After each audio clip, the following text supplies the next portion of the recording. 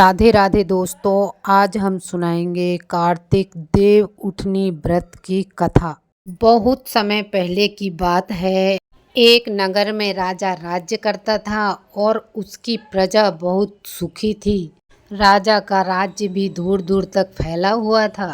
राजा की दो रानी थीं, छोटी रानी और बड़ी रानी। छोटी रानी धर्म कर्म उपवास करती थी। वह सभी नियमों का पालन करती थी और एकादशी का व्रत भी रखती थी।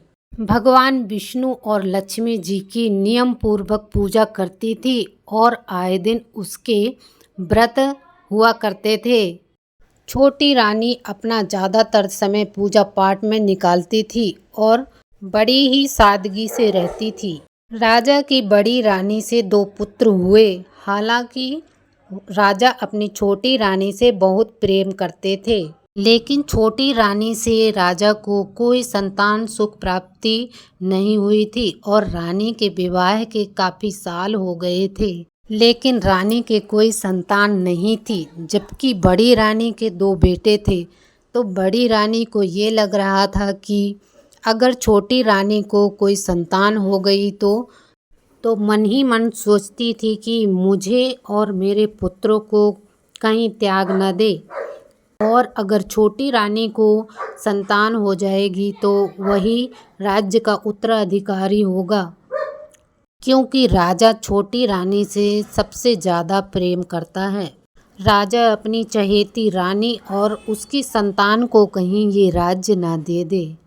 अब तो बड़ी रानी के दिमाग में ऐसा खुरापाती विचार आया और वह सोचने लगी कि क्यों न छोटी रानी को इस राज्य से, नगर से ही निकलवा देना ठीक रहेगा। ऐसा रानी मन ही मन में सोचती। रानी के मन में ये बात बैठ गई कि इस महल से अब छोटी रानी को निकालना ही पड़ेगा। एक दिन रानी ने विचार किया कि राजा से कह के इस रानी को महल नगर से निकलवा देती हूँ, और बड़ी रानी को भवन में जाके बैठ गई। और जब यह बात राजा को पता चली तो राजा ने पूछा, हे रानी, क्या हो गया? तुम क्यों नाराज हो? तुमसे किसी ने कुछ कहा? मैं उसे कठोर से कठोर दंड दूंगा। बड़ी रानी बोली, महाराज, आप अपनी छोटी रानी से बहुत अधिक प्रेम करते हो, तो मैं और अपने पुत्रों को लेकर इस राज्य को त्याग दूंगी। राजा कहने लगे, अरे रानी, मेरे दोनों पुत्र मुझे बहुत प्यारे हैं, मैं उन्हें छोड़ कैसे सकता हूँ। तब बड़ी रानी कहने लगी कि अगर तुम छोटी रानी को नहीं छोड़ सकते हो तो मुझे और मेरे पुत्रों को छोड़ दो। बड़ी रानी बोली, मैं और अपने पुत्रों को लेकर कहीं अपनी जान झोंक दूंगी। अब राजा धर्म संकट में पड़ गया कि ना मैं अपने पुत्रों को छोड़ सकता हूँ और ना ही दोनों रानियों को छोड़ सकता हूँ, क्योंकि राजा दोनों से ही अधिक प्रेम करते थे। राजा बड़े ही धर्म संकट में था, क्योंकि बड़ी रानी ने अन्न जल त्याग कर खूब भवन में बैठने का प्रण ले लिया था। राजा समझ गया कि अगर उसने कोई निर्णय नहीं लिया तो रानी जरूर कुछ अनर्थ कर देगी, क्योंकि उसे छोटी रानी से तो कोई संतान नहीं थी। मैं फंस गया, क्या करूं? तब उसने कहा बड़ी रानी से कि देखो, बड़ी रानी से कहा, रानी, छोटी रानी का तो कोई दोष नहीं है, उसने तो कोई ऐसा काम ही नहीं किया किसी का दोष पाप लगाकर जिसका कि मैं उसे देश निकाला दूं। किस बात पे उसे देश निकाला दूं? वो तो हमेशा अनुशासन में रहती है, कभी उसने कोई गलती भूल से भी नहीं करी, तो मैं उसके कैसे इतनी बड़ी सजा दे दूं? बड़ी रानी बोली, महाराज, मैं यह सब कुछ नहीं जानती, मैं तो बस इतना जानती हूँ कि आप छोटी रानी को महल से निकाल दीजिए। महल से ही नहीं, आप उसे इस राज्य से ही निकाल दो। अब राजा मन ही मन सोचने लगा कि मैं छोटी रानी को उसके पीहर की कहकर नौकरों के साथ भेज देता हूँ। तब राजा ने छोटी रानी से कहा, हे रानी, तुम कुछ दिनों को अपने मायके हो आओ, फिर मैं तुम्हें लिवा लाऊंगा। छोटी रानी ने राजा और रानी की सारी बातें सुन ली थी, इसलिए वह कुछ नहीं बोली, और राजा ने दूसरे दिन रानी को रथ में बैठाकर नौकरों के साथ उसके मायके भिजवा दिया। छोटी रानी अपने मायके में आ गई तो उसके माता पिता भैया भाभी यह देखकर बहुत खुश हुए। 4 दिन तो सभी भाभियां खुश रहीं कि चलो इतने दिनों बाद ननंद घर में आई है, माता पिता भी खुश थे। लेकिन धीरे धीरे भाभियों को जैसे ही पता चला कि ननंद रानी हमेशा हमेशा के लिए अपने मायके आ गई है, तो भाभियां भी ननंद से नाराज रहने लगी और उसको ठीक से पूछती भी नहीं थी और तरह तरह के ताने देने लगी और कहने लगी कि हे ननंद रानी, आपने ससुराल में ऐसा कौन सा कांड कर दिया कि राजा को आपको मायके छोड़ना पड़ा। बड़ी भाभी बोली, राजा को इन्होंने कोई सुख तो दिया नहीं है, फिर इनको किस लिए रखे। कितने दिन हो गए ननंद को शादी को, लेकिन अभी तक इसकी गोद सुनी है। कौन बांझ को अपने पास रखेगा। ऐसा कहकर भाभियां बातें बनाती और हंसने लगती थी। जब रानी के माता पिता को यह बात पता चली तो उन्हें यह सुनकर बड़ा दुख हुआ और तब छोटी रानी अपने माता पिता और अपने भाइयों से बोली कि भैया, मुझे खेत के कुएं के पास एक झोपड़ी बनाकर दे दो। मैं अपनी बाकी का जीवन वहीं रहकर भगवान की पूजा पाठ करके बिताऊंगी। और माता पिता और भाइयों को तो बहन से बहुत प्यार था। भाई भी अपनी बहन को बहुत चाहते थे और माता पिता तो अपनी संतान को सभी प्यार करते हैं, तो वो तो अपनी संतान से करते ही। उन्होंने जो छोटी रानी को बहुत समझाया कि नहीं बहन, तुम इसी महल में रहो, तुम झोपड़ी बनाकर भला क्यों रहोगी। लेकिन छोटी रानी नहीं मानी। वह जानती थी कि भाभियों के ताने वह ज्यादा सहन नहीं कर पाएगी और माता पिता का बुढ़ापा भी खराब हो जाएगा। रोज रोज की कलह से अच्छा है वह जो खेतों में झोपड़ी बनाकर रह ले। जब रानी ने की जिद नहीं छोड़ी, अपनी जिद पर अड़ी रही, तब उसके माता पिता और भाइयों ने खेत में कुएं के पास झोपड़ी बनाकर दे दी। अब छोटी रानी झोपड़ी में रहने लगी और जंगल से कंदमूल फल खाती और कुएं का ठंडा जल पीकर रहने लगी और रोज वह भगवान विष्णु और माता लक्ष्मी की पूजा करने लगी। वह छोटी रानी हर एकादशी का व्रत रखने लगी थी। इस तरह से अब उसका समय बीतने लगा। तब उसके कठोर तप और व्रत और नियम से भगवान विष्णु और माता लक्ष्मी छोटी रानी से बहुत प्रसन्न हो गए। एक दिन भगवान विष्णु माता लक्ष्मी से वैकुंठ में बैठे हुए छोटी रानी के त्याग और तपस्या और व्रत उपवास की कठिन परीक्षा लेने के लिए कहते हैं कि चलो लक्ष्मी जी, आज हम छोटी रानी की परीक्षा लेते हैं। लक्ष्मी जी कहती है कि श्रीनाथ जी, देखो वह आपकी कितनी पूजा और कितने सच्चे दिल से आपको ध्याती है। आपको जरूर छोटी रानी की मदद करनी चाहिए।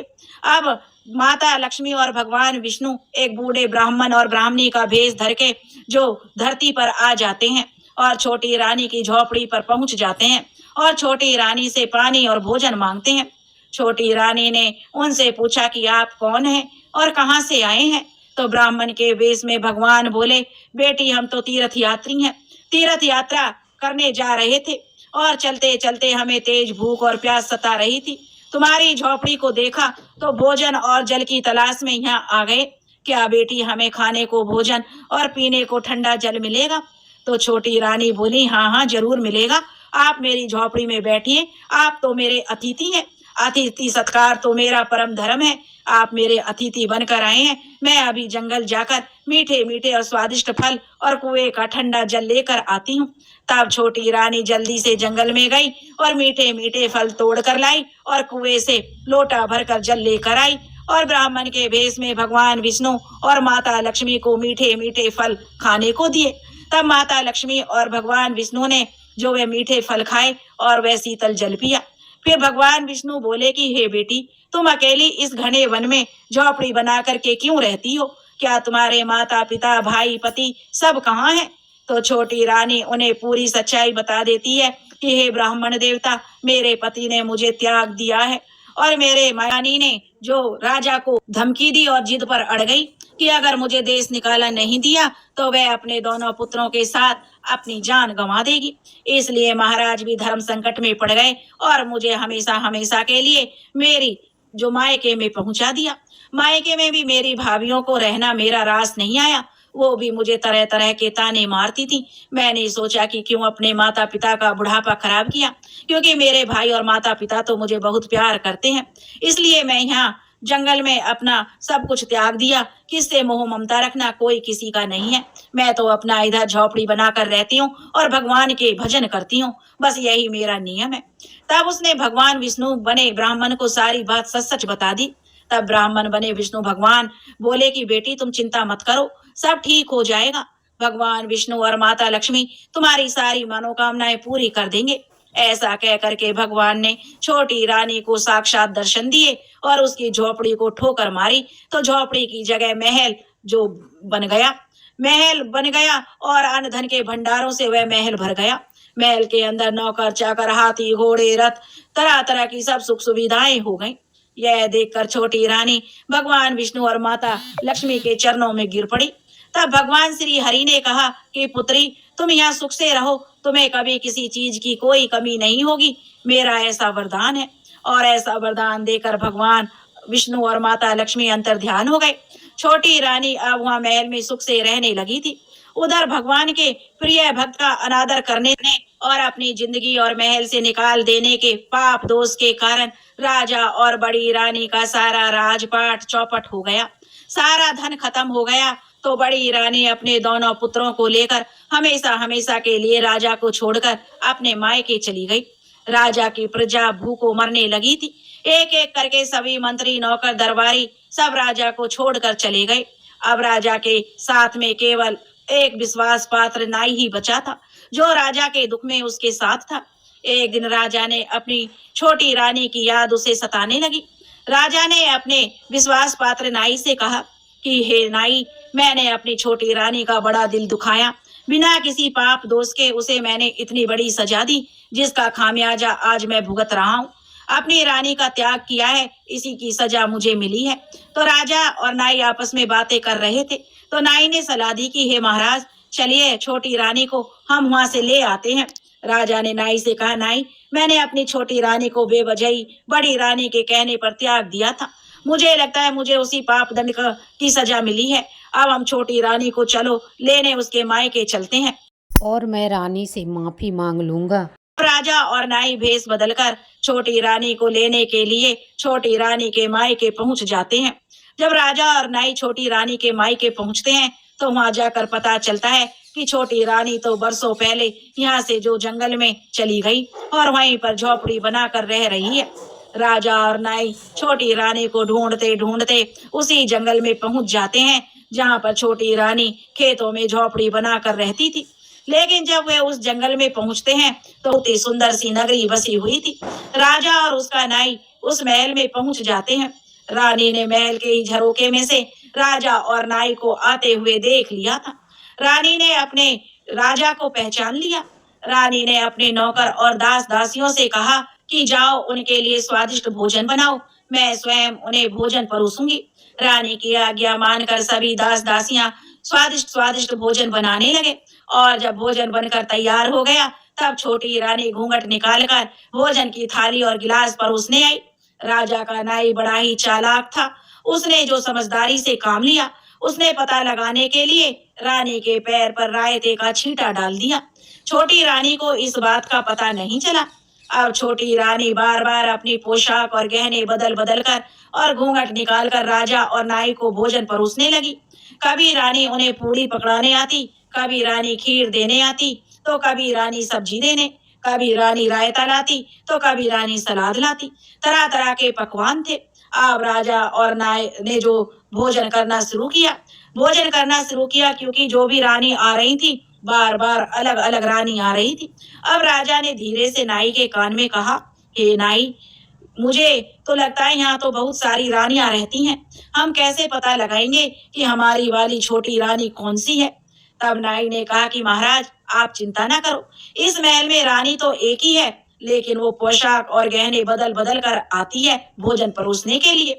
तब राजा कहता है नाई से कि यह तुम्हें कैसे पता चला, भला देख नहीं रहे हो, हर बार अलग अलग रानी घूंघट निकाल कर आती है। तब नाई बोला, महाराज, मैंने यह सब जांच लिया है। मैंने यह सब पता लगाने के लिए जो छोटी रानी पहली बार हमें रायता परोसने आई थी तो मैंने उसके पांव पर रायते का छींटा डाल दिया था। इस बात का रानी को पता नहीं चला। जब बार बार रानी पोशाक बदल बदल कर हमें भोजन परोसने आती थी तो हर बार उनके पांव पर मेरा लगाया हुआ रायते का छींटा मैंने देखा है। अगर आपको विश्वास ना हो तो अभी भी वो हमारे लिए पान सुपारी का बीड़ा लेकर आएगी, तो आप खुद देख लेना। उसके बाद आखिर में छोटी रानी फिर से अलग पोशाक और अलग गहने पहनकर घूंघट निकालकर राजा और नाई को पान सुपारी का बीड़ा देने आई। तो राजा ने भी पैर पर रायते का छींटा देख लिया।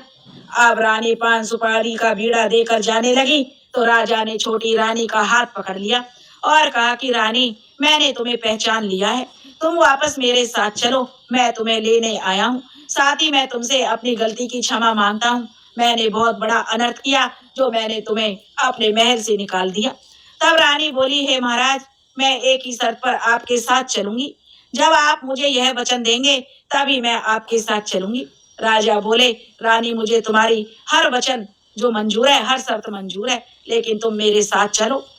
तब रानी कहने लगी, आप अपने नगर में भगवान विष्णु और माता लक्ष्मी का मंदिर बनवाएंगे और पूरी प्रजा से एकादशी का उपवास करवाएंगे। साथ ही आप मेरे साथ भी जोड़े से एकादशी का व्रत करेंगे। तो राजा ने रानी को वचन दे दिया और कहने लगे, हाँ रानी, अब मैं अपने नगर में जो भगवान विष्णु और माता लक्ष्मी का मंदिर बनवाऊंगा और अपनी प्रजा में जो यह आदेश जारी कर दूंगा कि सभी एकादशी का उपवास करें और मैं भी तुम्हारे साथ जो एकादशी का व्रत करूंगा, लेकिन तुम मेरे साथ चलो। उसके बाद राजा रानी को लेकर मैं अपने महल में आ गया और महल में आते ही राजा ने अपनी पूरी नगरी में यह आदेश जो दे दिया कि सभी को एकादशी का उपवास करना है। कोई भी प्रजाजन इस दिन अन्न का भोजन नहीं करेगा। भगवान विष्णु और माता लक्ष्मी जी का पूजन करना इस दिन सबके लिए अनिवार्य है। उसके बाद राजा ने अपनी नगरी में भगवान विष्णु और माता लक्ष्मी का विशाल मंदिर बनवाया। राजा भी अब छोटी रानी के साथ हर एकादशी का उपवास करने लगा, भगवान विष्णु और माता लक्ष्मी का पूजन करने लगा, जिससे कुछ समय बाद ही रानी को गर्भ ठहर गया। उसके बाद रानी के 7 पुत्र हुए और वे 7 पुत्र सभी बलवान, कीर्तिवान और यशस्वी हुए। एकादशी के प्रताप से उनके पहले जैसे ठाठ बाट हो गए। जब बड़ी रानी को उनका यह पता चला कि राजा के पहले जैसे ठाठ बाट हो गए हैं, तो वह अपने दोनों पुत्रों को लेकर वापस राजा के महल में आ गई और राजा से कहने लगी कि महाराज, मेरे पुत्र इस राज्य के उत्तराधिकारी होंगे।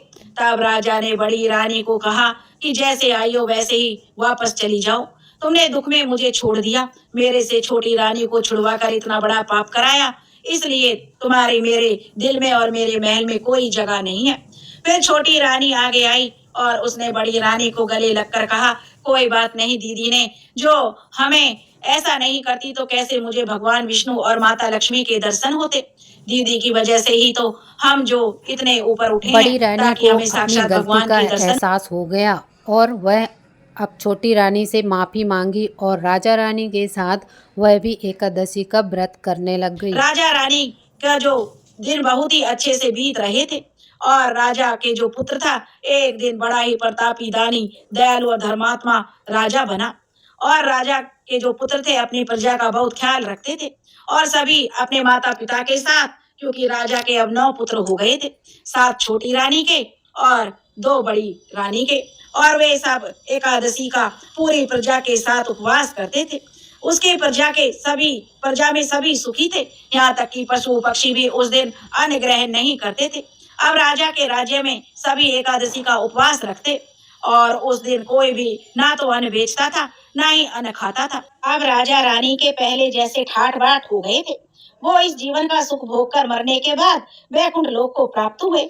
बोलो विष्णु भगवान की जय, बोलो माता लक्ष्मी की। दोस्तों, अगर ये कार्तिक एकादशी की कथा आपको पसंद आई हो तो प्लीज़ हमारे चैनल को सब्सक्राइब करें, लाइक करें और कमेंट करके ज़रूर बताएं। और थोड़ा से भी अगर कथा यूज़फुल लगी हो तो प्लीज़ वीडियो को ज़्यादा से ज़्यादा शेयर करें। कथा सुनने वालों को, सुनाने वालों को, सभी को राधे राधे।